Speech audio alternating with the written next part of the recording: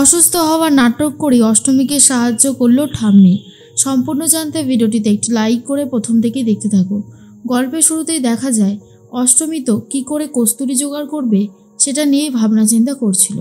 আর তার মধ্যেই তখনই সুস্মিতা এসে আতর নিয়ে আসে আর ভাবে আতরটাই হলো হয়তো কস্তুরী।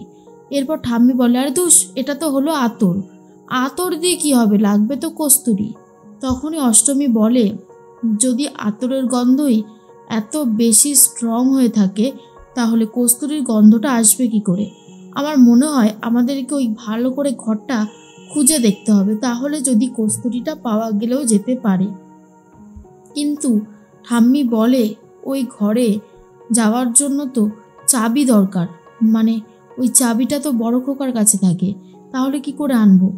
এরপরে অষ্টমী বলে, আমাদেরকে একটা বুদ্ধি বার করতেই হবে, তারপরেই আমরা ওই চাবিটা নিয়ে ঘরটা খুলতে পারবো। এর মধ্যেই ইরাবতী বলে, মা তুমি পারো না বাবার কাছ থেকে চাবিটা আনতে? এরপরেই সুজাতা বলে, না না, সেটা তো হবে না, ছোট তো ওনার কাছে বসে সেবা করে ওনাকে রাতের বেলায়, আমি চাইলেও কিছু করতে পারবো না।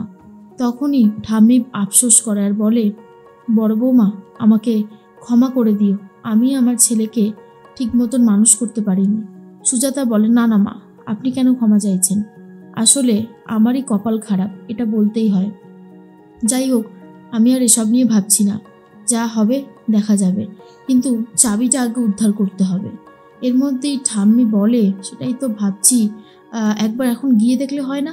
এরপর তিনজন মিলে, ইরাবতী, ঠাম্মি আর অষ্টমী, তিনজন মিলে গিয়ে দেখে, কিন্তু দেখে কোনোভাবেই কিছু হচ্ছে না। আর গায়ত্রী তখন আসছিল। অষ্টমীরা তাড়াতাড়ি করে ঘর থেকে বেরিয়ে আসে আর বলে, ঠাম্মি মনে হয় আমরা কিছুই করে উঠতে পারবো না, কারণ হাত থেকে সব কিছু বেরিয়ে গেছে।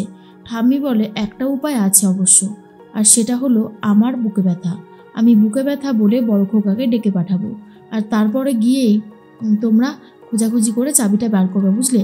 ইরাবতী বলে, বাহ, এটা তো দারুণ আইডিয়া।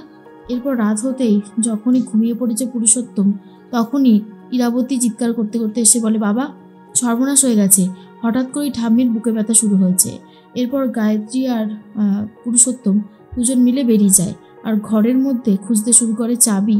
অষ্টমী ঠাম্মির কাছে এসে বলে, মা কি হয়েছে তোমার? তুমি হঠাৎ করে এরকমভাবে অসুস্থ হয়ে পড়লে কি করে? দেখেছো তো, আমি বলেছিলাম না বউ রানিমার বিরুদ্ধে যেও না, আমার কোনো কথা শুনলে না। ঠাম্মি বলে, উফ কি অসহ্য যন্ত্রণা, আমি যে আর সহ্য করতে পারছি না, আমার ভীষণই কষ্ট হচ্ছে। এর মধ্যেই অষ্টমী তাড়াতাড়ি করে খুঁজছে। দুর্জয় এসে গেছিল ঘরে, তারপর অষ্টমী তাড়াতাড়ি লুকিয়ে পড়ে। আয়ুষ্মান বলে, দুর্জয় তুই এখানে? আরে চল, ঠাম্মির শরীরটা খারাপ হয়েছে, এই বলেই দুর্জয়কে নিয়ে যায়। অষ্টমী তখন বলে, ভাগ্যিস আয়ুষ্মান বাবু আপনি ওনাকে নিয়ে গেছিলেন, নাহলে তো আমি কোনোভাবে বের হতে পারতাম না। এর মধ্যেই তখনই পুরুষোত্তম বলে, এক্ষুনি ডাক্তারকে খবর দাও, এরকম যে অবস্থা হবে সেটা তো ভাবাই যায়নি। আর তার মধ্যেই অষ্টমী চাবিটা পেয়ে গেছে, আর এদিকে খবরও দেওয়া হয়ে গেছে ডাক্তারবাবুকে।